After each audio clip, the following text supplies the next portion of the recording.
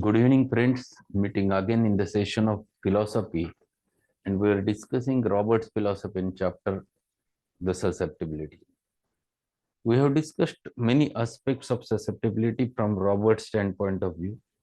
He explains that this is an inherent condition of the living things to react to an external stimulus. And to start with chapter, he has explained that the susceptibility is there with the plants than the animals, and it is more marked in case of human beings because in human beings it is related with both the things, the physique as well as the mind, and that's why the susceptibility is very important aspect of the human life. When we deal with the susceptibility, we can understand exactly the disease process, and we can understand why this person is susceptible to such and such infection, whereas rest of the peoples are not suffering from that. Yesterday, we have discussed that concept which he has elaborated over there, that it ultimately depends upon the susceptibility of the human being whether to catch the infection or not. If susceptibility is high, you are definitely going to catch the infections. The susceptibility is getting modified by many factors. One of factor is the age, which we have discussed earlier. In childhood or early childhood, in infants, the susceptibility is very high, and that's why the acute infections are quite common in case of young children as well as in infants. Comparatively, the susceptibility is very low in old age, and that's why they never get acute, but they get more commonly the chronic problems over there. Lastly, he explains that susceptibility is very important whenever we prove the remedy, but susceptibility in healthy state is comparatively normal, and that's why we never get whole picture about it. But if we prescribe that remedy to a patient who is suffering from the similar type of disease and we choose right potency, you can get the many manifestations, or you can find it out the reactions of the human being to a higher level because he is in the state of disease. And that's the thing which he has explained. Your remedy only satisfies the patient's susceptibility, and if it satisfies, then patient can be cured. But it is not only susceptibility, along with that, law of similars is very important. Then and then, patient can be cured. And that's what we have learned in last lecture. And there, the one sentence which we have learned in last lecture, this susceptibility can be increased, can be decreased, or can be destroyed. And this is true because it depends upon many factors with which it can be increased, it can be decreased, or it can be destroyed. So we are on page number 154. Let us go ahead with the first paragraph over there. The Professor James Ewing of Cornell University Medical College is quoted by the Dr. Stuart Close as making the following statements in 1909 in a lecture upon immunity. The effort to produce passive immunity against the various infections by means of sera may fail in spite of destruction of all bacteria present in the body by reason of endotoxins throwing out in the process of bacteriolysis resulting from the serum injection. The action of endotoxins of all kinds is similar. There is a reduction of temperature, but an active degeneration of the organ, a status infectious. Thus, sterile death is produced by the cultures from the organs and tissues shows that the bacteria in question have all been destroyed, but the animal dies. This problem of endotoxin is at present the stonewall of the serum therapy. So here he compares it with the vaccine therapy or serum therapy. And serum therapy is very famous nowadays. It is having increasing utilization, but how it fails and why it fails, that reasons he has mentioned over there. In the test tube, it's quite easy to show the results of the vaccines because there is no living thing which is present over there along with that. But if same is injected inside the human being, it will not going to produce the similar type of reaction which in the test tube can be possible. So he explains over there that bacteria when produces endotoxins, that endotoxins affects the end organs and produces its toxicity. When you try to kill the bacteria by seras, you can kill the bacteria patient's culture found to be normal. There is no more growth of the bacteria, and but the endotoxins which are already produced by the bacteria or viruses or whatever it may be, those are the basically things with which the patient dies. So animal is destroyed in spite of patient is having sterile culture. An animal whose serum is normally bacteriolytic may, on immunization, may lose this power. The bacteria living in serum but not producing symptoms. Thus, a rabbit serum is normally bacteriolytic to the typhoid bacillus, but the rabbit is susceptible to infection. If, however, the rabbit is highly immunized, the serum is no longer bactericidal. The typhoid bacilli living in the serum, but the animal not being susceptible to infection, the animal dies. It seems, therefore, that the effort must be made in future to enable tissues and bacteria to live together in peace rather than to produce state where the serum is destructive to the bacteria. So he's giving example why it causes destruction inside the human being, inside the rabbits, inside the when it has been injected to the rabbit. Because whenever you inject it, it produces. It depends upon what you inject, and depending upon that, sometimes there is a destruction which happens to be there. So if it is so, why? How do you consider that it will not cause any damage to the human health? We never think about it. It has been researched and just utilized and applied, but we never think about all things. There are many things which Robert Close they have mentioned that about this vaccination therapy. It has been prepared in animal protein or the proteins of those such creatures which are having very short life, and whatever the vaccines or seras we prepared from those lower animals, we inject in the human being. When we inject that in the human being, we altered the susceptibility. The speed of growth in animals, lower animals, is very high, and that's why they reaches to the maturity and dies early. In human, it is slow. But what is happening? We are mixing together the human protein with the animal protein, and what's the ratio? Earlier, human found to be of an age of 100 plus. Now it has been reduced to 60. Why it is so? No one is thinking. No one is considering anything. And how this damage is done, that's very clearly mentioned by Stuart Close in his lectures. So this is the paragraph which he has collected from the Stuart Close only, and he mentions over there that these serums, these seras, ultimately affects the susceptibility of the human being. If you see the pediatric OPDs, they are full of respiratory infections, GI infections, very, very, very much full. At birth, they are normal, they are in harmony. We stimulate that by injecting vaccines, and right from day one, we start giving vaccines. We are increasing we are saying that we are increasing immunity. What type of immunity? We react, we disturb the harmony. The reactions are increased, exaggerated, the susceptibility is increased, and for the children, they succumb to the acute infection. If you observe any child who is not vaccinated, you see the reactions. The reactions are quite normal over there. These exaggerated reactions, which you will not going to find it out with them, and that is the basic thing one must learn about it. These are things one must understand.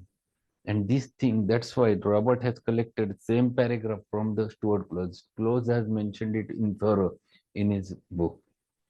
What he says in further, in Professor Ewing's illustration, he shows the destruction of impairment of susceptibility of the organism to react to stimulus of the either sera or bacilli. Total destruction of the reactivity of the body means death. Partial destruction or serious impairment may render the patient a chronic, invalid, or impossibility of cure. With the destruction of reactivity, the corresponding destruction of the bacilli is not accomplished, and the patient is in a deplorable condition of chronic invalidism. So, see, he is explaining what happens. Sometimes there is total destruction of the reactivity, means susceptibility. You can call it as a death. If there is partial destruction or serious impairment, it may become incurable disease, or it may produce a state of impossibility of cure. And third thing which he mentions over there, um, with the destruction of reactivity, the corresponding destruction of the bacilli is not accomplished, and patient is in a deplorable condition of chronic invalidism. Invalidism means weakness, a strong, profound weakness, or sometimes it is a, you can say that some some type of destructions which happens to be there, and such things are many times you can see in your practice if you keep your eyes open, that how this series affects the human life. Many times I have seen it in my practice.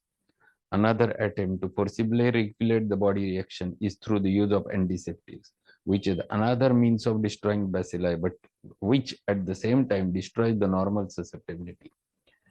The Boston Surgical Journal has shown that antiseptics used in cases of tonsillitis increase the inflammation, prolong the disease, and retard the convulsions. It is demonstrated that in the effort to diminish bacteria in scripts which generate toxins, the period required for formation and requisite amount of antibiotics was unduly prolonged. Antibodies was unduly prolonged. In other words, it was demonstrated that the living organism, even if deceased, have some means of self-protection, and that other things being equal, the automatic formation of antitoxins and antibodies goes on at about an equal pace with the generation of toxins. However, in use of antiseptics, the other things are not equal, and it is impossible for the body to exert its normal powers of self-defense since its normal susceptibility is lower. This destructive action of antiseptics in on the living cells and phagocytic leukocytes of the patient was also pointed out in the Boston Surgical Journal as contraindicating their use. If you see in the foreign countries, they generally avoid giving the antibiotics immediately. At least for post 5 to 7 days, they never utilize antibiotics. We in India very commonly utilizes the antibiotics in our. Why in foreign countries, even after the operation, they never utilize the antibiotic? Because they understood what can the problem which can be developed because of it. Even in good surgical setups, even after knee replacement, they never prescribe the antibiotics, or very occasionally I have seen that they prescribe Ceftra. But in certain other hospitals, they used to use bombarding of antibiotics on the patient. What damage it causes, no one knows. They feel that patient is recovering very fast. No, it's only symptoms disappear. But the endotoxins which are produced over there causes a damage and destruction of the human health at the inner side. And because of which the shifting of disease from less important organ to the more important organ is always there. You see that you treat the tonsillitis with antibiotics, and many times the tonsillitis gets settled, and within span up to 3 months patient suffers from rheumatic heart disease or rheumatic fever.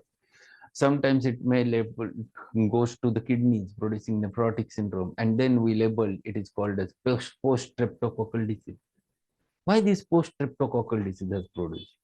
Post streptococcal disease has produced because those toxins are produced over there, caused the damage. If you would have not developed, if you would have not treated it with antiseptics or antibiotics, this condition generally never would have happened, and patient recovered completely with their own immunity. Only thing is that it takes little bit time, but it recovers completely. If this approach, if one understands, then you will understand the use of homeopathic remedies. The investigations further demonstrated that depression of vitality thus caused resulted in fever and cervical adenitis due to the increased absorption of toxins. Increase of fever is a manifestation of vital reaction and resistance toward disease on the part of organism. This normal reactivity shows an increase in leukocytes and in increased production also of antibodies and antitoxins. Thus, this normal process should never be interfered with because it represents the normal reaction and resistance of the vital energy and its nature's method of protecting the organism. If you would have not used antibiotics, antiseptics, there would have been a production of natural antibodies. Their antibodies, if they increased, or they develop, that will be better for the patient for future.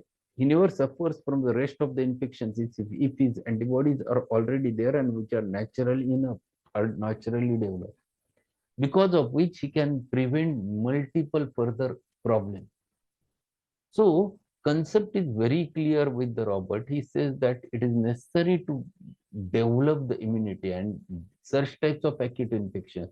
Only thing is that you have to keep watch on the patient and you can utilize your homeopathic remedy, which stimulates the natural process. It never produces itself an antibody, or it is not an antibody. So natural processes when get stimulated, the immunity develops, and that developed immunity will help patient to maintain the susceptibility.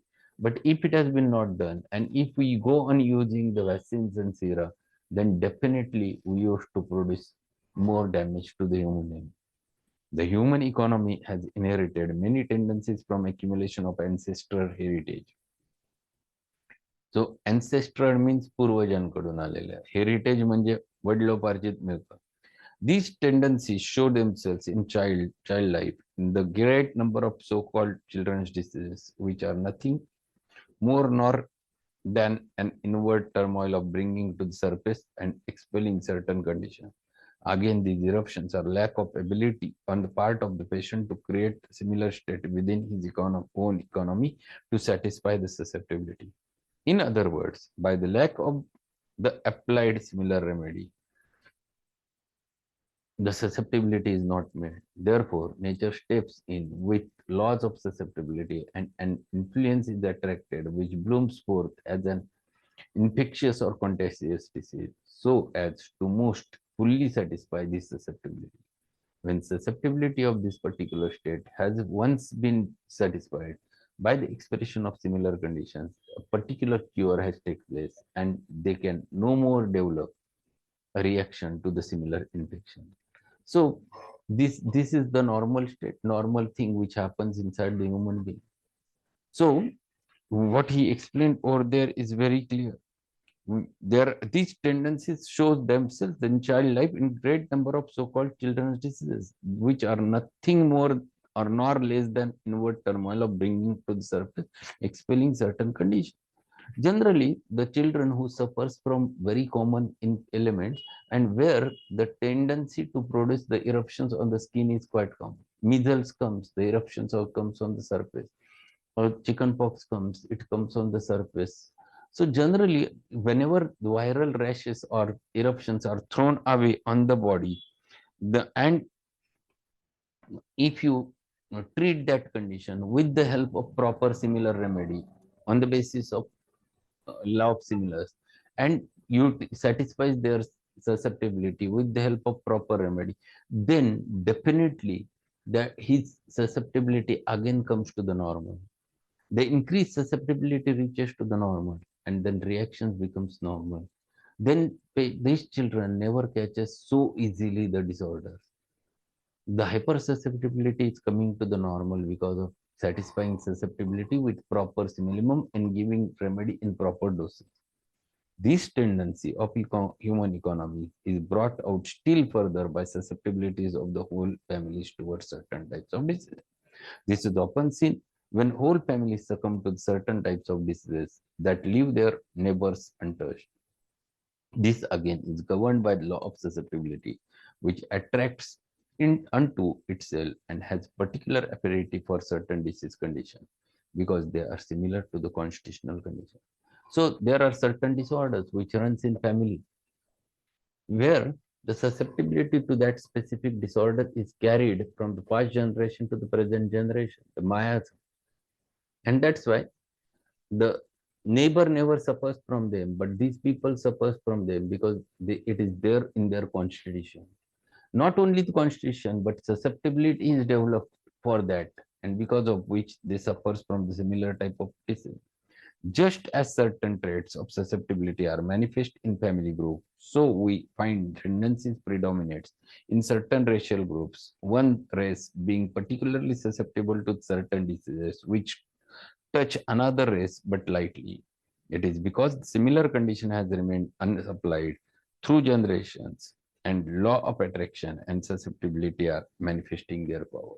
And he has given explanation why certain disorders are common in certain races, because that specific miasm is carried forward in that specific race, and when it is carried forward in that specific race, it goes on, and that the susceptibility toward that specific disorder is quite common with them.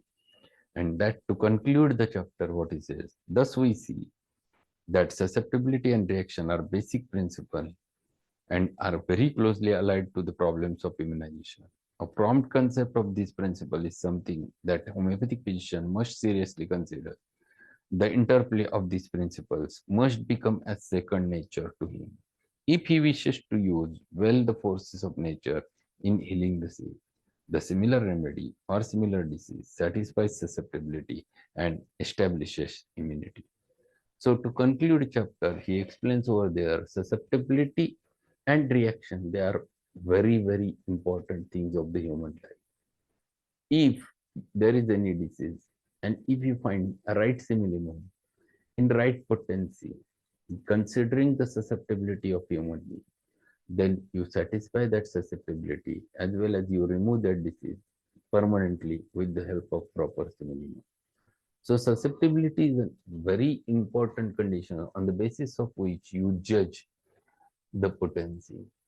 The susceptibility is very important because of which we can understand why this person is having specific disease. So we must understand all those concepts which are mentioned over there by Robert. My suggestion is that in little bit difficult chapter, go through it again and learn it once more. You'll understand the depth of it. So we have finished one more chapter from Robert's philosophy. That is chapter number 17. Tomorrow we'll going to learn one more chapter, the separation, from H.A. Robert, because this separation is most important thing which we have to understand. So tomorrow we'll meet with separation. Today evening also we'll be going to meet with one more remedy. Remedy is Moscus today. So we're going to learn about the Moscus in today's session at 8:50. So thank you being there. We'll meet again tomorrow as well as in the evening.